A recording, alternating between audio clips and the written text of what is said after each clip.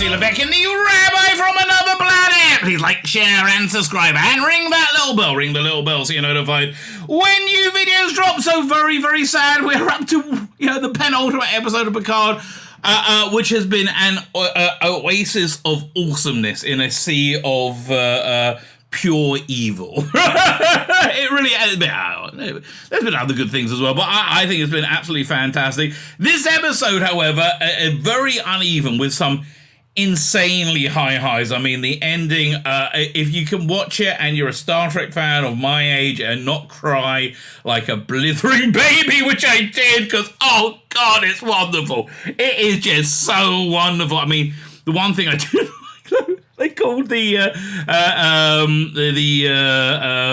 star drive sections the hull and nacelles at one point when they're talking about, spoiler alert, we get the Enterprise D back in this one, but boy do we get it back perfectly, right? So high highs in a way that just fantastic, but there's just so much clunky plotting that takes us through the high highs, right? I talk about ways that it could have been much better. So I was really irritated with this episode. And then in hindsight, and I was so irritated that I missed the central message of it, which was essentially talking about a perfect analogy for what's happening today, where people who are completely unqualified and awful at their job are given control, normally female, right, to meet some kind of quota, and they screw up completely, destroying the world, which is, again, essentially, that's the analogy, right? I was so irritated. I missed that incredible analogy, especially dealing with, it's the idiot children that will bring about our destruction and slavery to a totalitarian regime, which I think is going on. So boy, that's a bit on the nose. I think it'll probably be too on the nose, will be built to deal with. So I even missed that. Thank you, PD Rich, for pointing that out, and he absolutely right. So it was fantastic, but I found a lot of the plotting to get me there was so freaking annoyingly clunky, right? It seemed like the way they wanted to get to was the end, and plus they killed off just an awesome character, just a freaking fantastic, awesome character, and Raffi was still standing. Really, but I think they needed to kill the character for emotional resonance, but it hurt. It really hurt. And this is a new character. So, I was a bit bummed out. But again, I think these complaints are churlish, right? I think this is just like really, really ungrateful, given that, man, they've given us literally everything we've always asked for. And more. This has been one of the greatest Star Trek experiences I've ever had. And I'm very, very, very grateful for it. Genuinely very, very, very grateful. So thank you very much, Terry Matalis. I do hope we get to see a Star Trek Legacy or something else in Star Trek come out from him, because he really knows what he's doing. Just fantastic. I mean, just absolutely fantastic. He should be held as the absolute hero of fandom. So thank you very much, Terry Matalis. This comes from a live stream I did. Last night. I did this one last night. I live stream every day, right? There's live shows going on every day. I'm on Rumble. I'm on YouTube. I'm on Twitter. You can get them. You get them every day. You also post stuff on Facebook as well. Everything's in the video note. If you want to help me out, right? You want to help me out? This really genuinely will, right? If you can click the link over to Rumble and subscribe to my channel there. I am trying to build that. That is the channel that I want to be my main channel. That insanely helps me. Okay, if you are on Rumble, please can you hit the subscribe button? That'd be fantastic. Double dozy. Fine, like, share, subscribe, comment. All those things are absolutely fantastic. And yes, they are. They are absolutely fantastic. And I am very grateful for you doing all those things. Like, share, subscribe, comment. Fine. So everything's in the videos. I think I covered everything. Let me hand over to me from last night. Star Trek Picard. Da, da, da, da, da, da, da. And again, oh boy, I'm sad. This is like, we got 1 week left. But whoosh! Oh, whooshy whoosh, babe. You're super high. It's awesome. If you're not, it's also probably good. Okay, so this is what I'm irritated. I feel like we're into a lot of Kurtzman Trek era shit, which is like the evil door, right? Things like that. And I just feel the things that link together these plot points clunky. Right? Here's how I think they should have done this.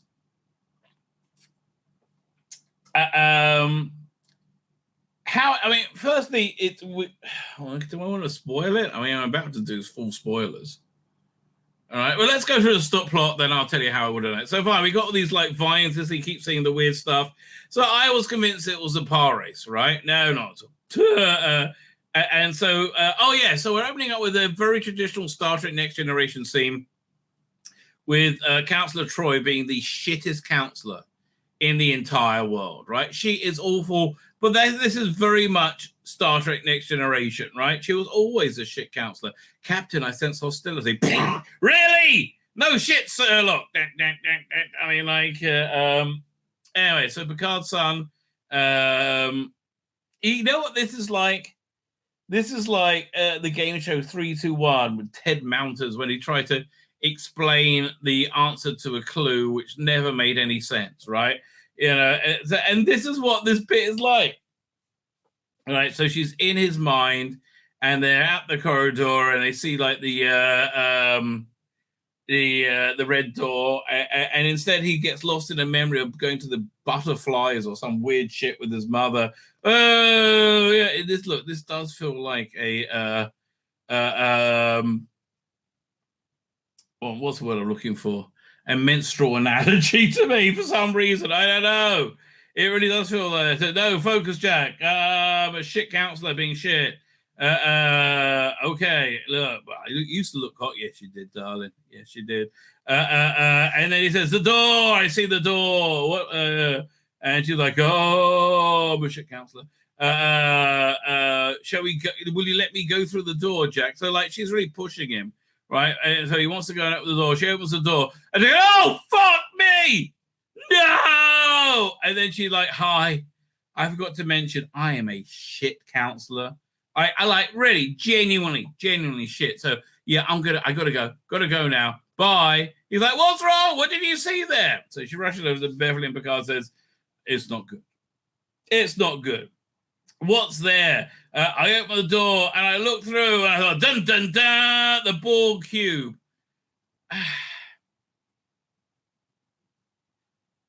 It's just a little bit obvious, right? And at the same time, it's been misdirected because it's very organic, right? But I mean, like, we had a whole thing with the Borg last season. I hate to be the one to bring this up, right? This is like the Borg had vanished ever since, I don't know, last time we saw them on Voyager, whenever it was, right? Yeah, thank you. I'll pull that up in a minute, PD. And so somehow the Borg have been using the modified changelings as their cat's paw, and that I don't see how that fits together. Like, I would be much happier I'll be much happier if there was a third party putting it together. And then I realized what I really wanted. I wanted, Mark Alamo back as Gul Dukat being a par wraith, right? As being the villain that links the two together, links the Borg and the changelings together, right? The genetically modified changelings, right? I think that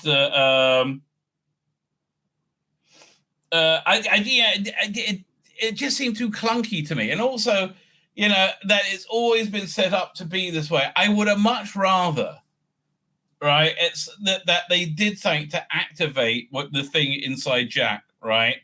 That made him. Which is all part of this plan. Now, the plan's very good, as we're going to find out this in the episode. The plan is very good. I just feel the delivery of it was so clunky, right? It really was very, very clunky, right? So it's the Borg. Dun, dun, dun. Okay, well, that's strange. And also the revelation of them in the cloud. I mean, I don't know. It just, none of this is like doing much for me. But okay. Okay, fine. And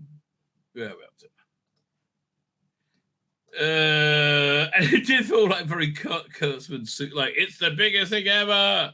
Vox. Da, da, da, da. So Picard and Beverly chat, And then, oh yeah, Deanna Troy is like, hi, I forgot to mention, I'm shit. I'm a shit counselor. And he's like, yeah, listen, I'll go tell her. I said, no, you can't do anything. There's rules, right? I break all of them, but there's rules. That because now he's a weapon somehow. We got to be super careful with him, right? Just super duper careful, right? Meanwhile, so he's in a Blade Runner-esque room. Where are they? Are they on the Titan? Yeah, still on the Titan. So yeah, okay. I think I better tell you what happened. So turns out, I was a Borg for a bit, right? I was Locutus a Borg. They didn't just put implants in me; they genetically added in some kind of like organic component, right? They organically changed, and that organic component has been passed on to you, and that organic component is the thing that they wanted my body for, right? So this is some kind of organic technology, and it does answer up the plot hole, which wasn't really a plot hole, of why they Picard knew they were coming back in First Contact, right? How he was connected still, right? So that was good, right? That was good. So that's basically he's got some weird genetic thing going on, implanted by the Borg, and he's like, well, okay, what am I going to do? Essentially, he's like, fine, I got to get out of here, but they don't let him out because he's security reasons. He's not allowed out. 1 second. Oh, Jack, I'm sorry. I'm so sorry. 1 second. He said, yeah, me too. Boink, and he like takes him over because he can. Again, this new ability, it just doesn't feel very Borg to me, right? And it feels like very convenient as Borg. I was going to say, anyway, fine. So, Beverly goes up and says, no, don't go. He said, oh, I can't, I must. And so he intuits to go to Vush over there. And they're like, bollocks, right? Data comes in. It's great seeing Data again. And it's like, he tries to be reassuring and he puts his arm on Picard, right? It's just touch it. It's great to see Data again, be Data, right? But an aged Data, I just like this. Like, okay, his face makeup's different. I don't give a shit. And he's got, yeah, it's fine, right? It's all fine. So meanwhile, Jack has worked out to go there. And there's a Borg. Dun, dun, dun. And they've been missing for 10 years, right? So LaForge does an info dump and says, okay, here's what's going on. They took that weird bit out of your brain. They kept in the Daystrom Institute, right? And then they added it to all the base transporter buffers, right? It's like everybody's gone through a transporter is now receptive to a Borg signal, right? And can be assimilated via that signal, right? And Jack is apparently not just a receiver, but he's a transmitter. So they turned everybody into Starfleet into receiver. The only thing is this: you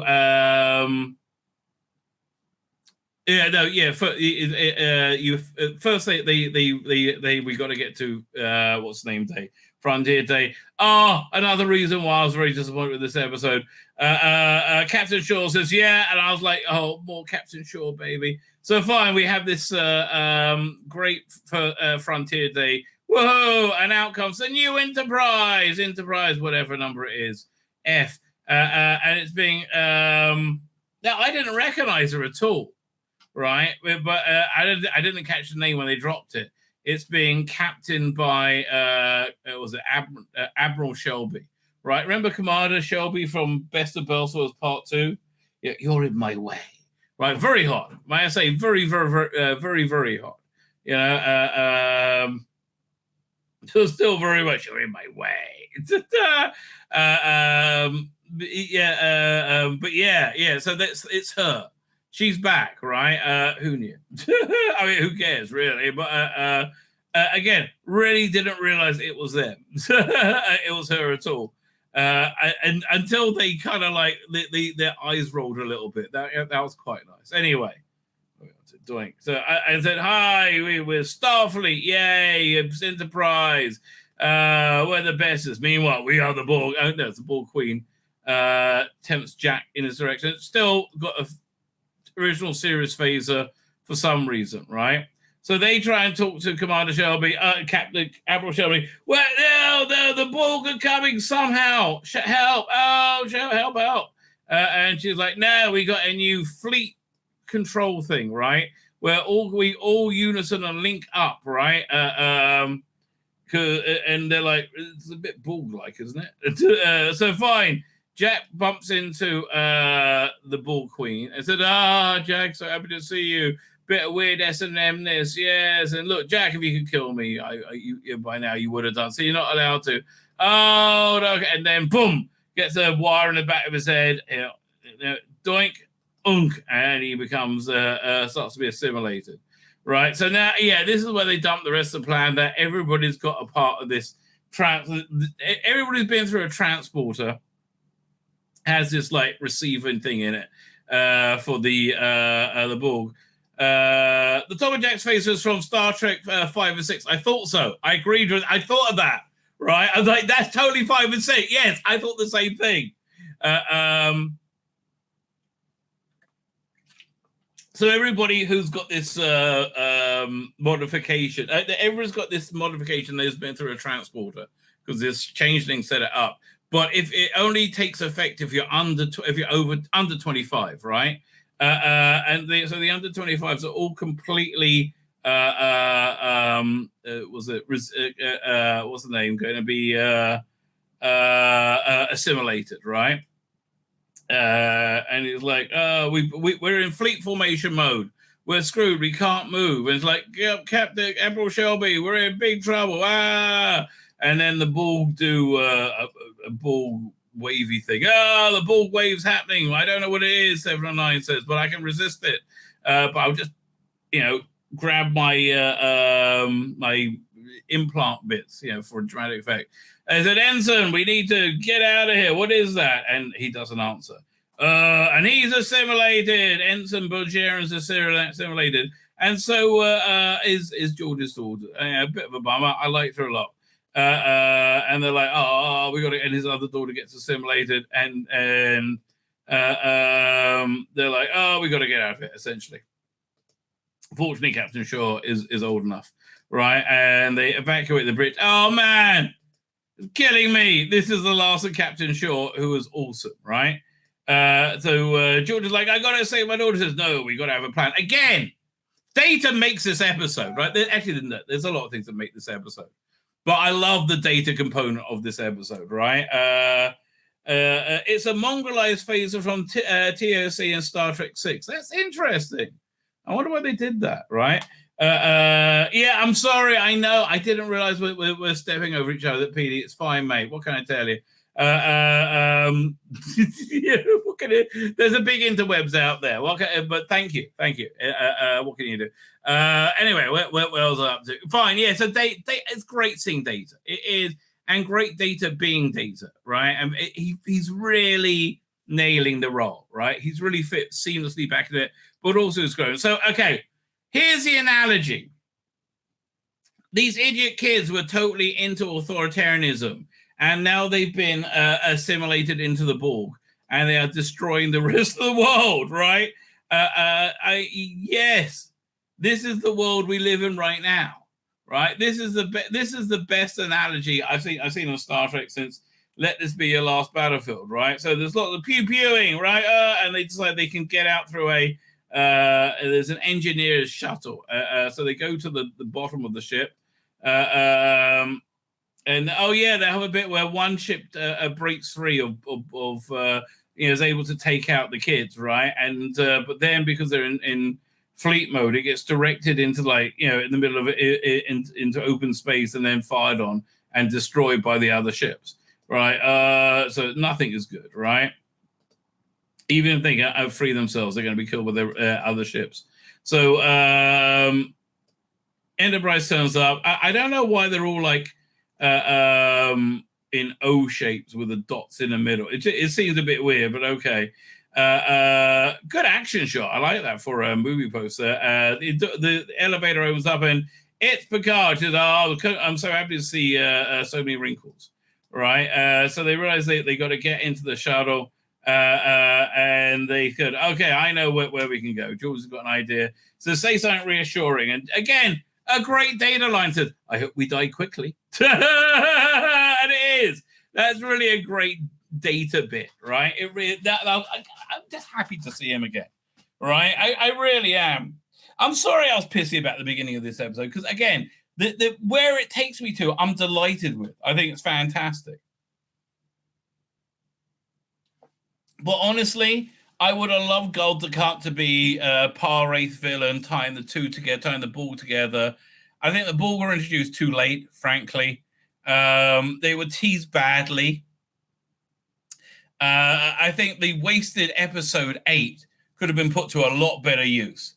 Going back and talking more about the Borg-Vedic alliance, I think you could have done the whole thing there and give it a much better backstory, right?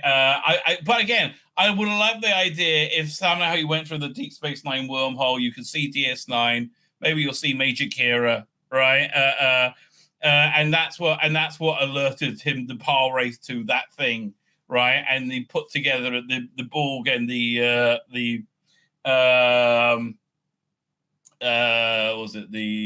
changelings, right? And did that whole plan. That would feel much cooler to me, right? And again, it would have all fit. It would have all just worked better, right? It really would have just worked much better. I don't know. Listen, I think they if they got, what's the name, Gold Dukat in it, they'll want to find a way of getting Avery Brooks in it, but he would not do it, right? Avery Brooks is very retired, right? He's like, I don't care about your space show, leave me alone. Anyway, great data moment. That tragic moment, right? They Shaw's like, I'll hold them off, and boom, he's dead. He gets shot, right? And he has a death scene. Why? Like, I'm pissed off, mate. I really am pissed off they got rid of him. Right? Best character. Great last line says, you have the con, 7 of 9. Right? I'm just bummed he got killed. Right? I really. It's another reason I didn't like this episode wholeheartedly. Anyway, so the shuttle, they get off in the shuttle, and they said fine, and they're part of the ship, the fleet-wide thing. They're okay. Eliminate defenses, right? And it looks like they're all gonna take out a space dock or something, right?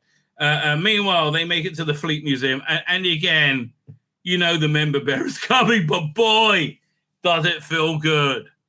Does it feel good? Oh, you've no idea how good it feels. Yeah, it feels very good, right? So 5, yeah, we'll look at the shots in a minute. So yeah, they arrive at the museum because they got to go to an old ship that's not going to be in that will have fleet mode, right? So they'll be taken over. So, well, here's a little project I've been working on. Dun, dun, dun, dun, and it's like, oh, it's the Enterprise D, the real Enterprise D. He's like, what? How? I said, well, we rescued the saucer so from the planet so there wouldn't be cultural contamination. You got this, the warp core comes from, the warp drives come from, or star drive section comes from, can't remember what other ship, right? And maybe it was a couple of ships, and he put it together, and he's been restoring it as a pet project. And I said, and they're all, yeah. Again, this really does what the Star Trek 2, 3, and 4 did for Next Generation, right? So I'm sorry, for the previous 2 seasons, Picard, I get. What does that say? That's well, I'm going back to we don't agree the Borg are just discount Cybermen. Yeah, kinda. I hate to agree with you, but yeah, I thought so when I first saw them. Oh, no, when I first saw the Borg in, 87, 88, whatever it was, I lamented, why couldn't Doctor Who have done something this innovative, right, with the same idea, right? So, yeah, but they struck me as being Mondasian Cybermen, right? But anyway, this does the same thing for TNG as 2, 3, and 4 did for the original series, right? And they go on the bridge, and it's a rebuilt bridge, and it's gorgeous. They light up. I mean, like, honestly, it is memberberry heaven, and it's wonderful, right? I wonder if they made the horseshoe out of wood. I remember while my mother was dying, okay? That's always a bad way of opening a story. My mother was dying. She was in hospice, and she was lingering. And I was there for like a week. It was getting longer. I'm like, look, I need to just get out and get some fresh air for a bit, right? So I saw there was a Star Trek exhibition in the middle of I was in London, in the center of town. So I thought, yeah, okay, I'll do that. I went there, and they had the TNG bridge there. Like the original one. It looked fantastic. Da, da, da, da. And again, I like that this is a rebuild rather than the original, because they caricature it a little bit with the pages and the carpet, right? It feels a little bit faded, right? It feels painted to be older, right? The colors look deeper, right? It looks older, right? It looks older, I mean, even though it's been like cleaned up. Yeah, got the view screen there. And they're like, okay, stations, everybody. Wolf has to. Well, they gave him a chair, right? They gave him all chairs in Star Trek. Generations? Now the chair's gone, and they actually added more panels on the side as well, right? That is definitely a different in Brit. Who gives a shit? Right, I just realized, who gives a shit? Because it's been automated, so only they can run it, much like the 4 or 5 people they had on the bridge in Star Trek 3, right? So fine, they're all happy to be there, and they again, it's all just memberberry heaven, right? Everybody gets in a position, they start up the Enterprise. Oh, God, it feels so good. Oh, it just feels so good. It does. I'm sorry. It feels so good, right? Now, it's interesting seeing 1980s design in a modern day realization, because it doesn't feel weird. I guess because we had like the HD TNGs, right? That must be why. So because I've seen Enterprise this detail before, right? Well, yeah, I love seeing Data turn back, and it's just wonderful. So set calls for Earth, engage. Da, da, da, da. Oh yeah, beauty pass. Oh, I forgot about the beauty pass. Yeah, oh yes, yeah. Then Star Trek: The Next Generation. Oh, that was gorgeous. That was gorgeous. And then we get the beautiful titles. So my real kvetching about the scripting in the first third, right? It was just like, and it's a Borg! And now they got this weird magic, power. I guess that's the thing they had in the title, but yeah, it's like Borg, and now they're organic. It just seemed like it could have been set up a lot better, right? It could have been set up a lot better. Yeah, it was nice seeing Shelby again as well. But again, what an analogy for the modern world. Idiot woman is given command and ends up allowing the fleet to be controlled by authoritarian Borg. Right, it's like this is a story of Kathleen Kennedy's running of Lucasfilm, right? It's a very bold analogy. I'm like, I can't believe they're actually making it. It's very obvious that's what the analogy is. So yeah, I expect it to be ignored and or lambasted, right? My name's Tzvi Lebetkin, the Rabbi from another planet. Please like, share, and subscribe, and ring that little bell. Ring the little bell so you're notified when new videos drop. Bye.